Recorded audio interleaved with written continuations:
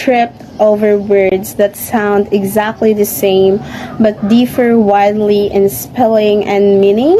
Today, we are tackling homophones head-on, featuring peers like letter versus letter, already versus already, counsel versus counsel, access versus excess, allude versus allude, eminent versus eminent, aisle versus aisle, advice versus advice, and dual versus dual.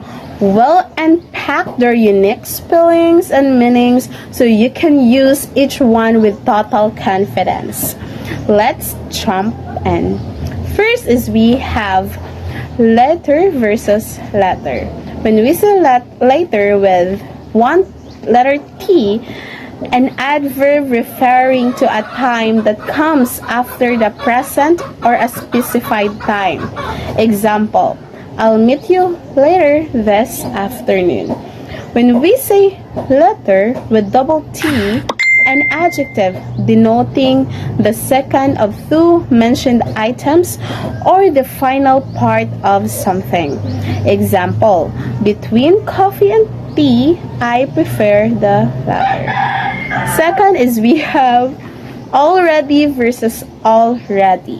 When we say already with one letter L and no space, it is an adverb meaning before the present time or expected time. Example, she has already finished her work. When we say already with double L and have a space, a phrase meaning completely prepared. Example, the team is all ready for the match. Third is we have council versus council. When we say council with letter C, a noun referring to a group of people elected or appointed to make decisions or give advice. Example, the city council approved the new park plan. When we say counsel with letter S as a noun, it means advice, or lawyer. As a verb, it means to give advice. Example, she sought counsel from a legal expert. Fourth is we have access versus excess. When we say access as a noun, it means the right or ability to enter or use something. As a verb, it means to retrieve or reach. Example, we have access to the online database. When we say excess as a noun, it means an amount beyond what is needed. As an adjective, it means more than necessary. Example, the excess rain caused flooding. Next is we have allude versus allude. When we say allude, it starts with letter A and have two letter L, a verb meaning to refer to something indirectly. Example, he alluded to his past without giving details. When we say allude, a verb meaning to escape or avoid capture or understanding. Example, the suspect managed to elude the police. Next is we have eminent versus eminent. When we say eminent, that starts with letter E, an adjective describing someone famous and respected in a particular field. Example, she is an eminent scientist. On the other hand, when we say eminent, an adjective meaning about to happen very soon. Example, a storm is imminent, so take shelter. Next is we have aisle versus aisle.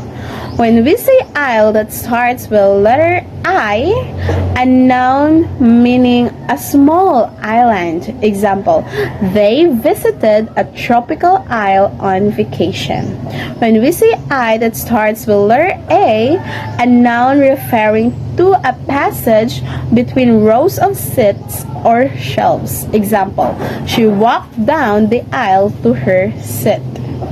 Next in line, we have advise versus advice.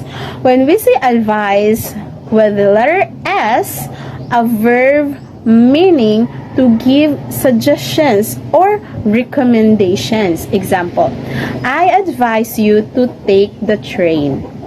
When we say advice that starts with letter C, a noun meaning a suggestion or recommendation. Example, thank you for your helpful advice.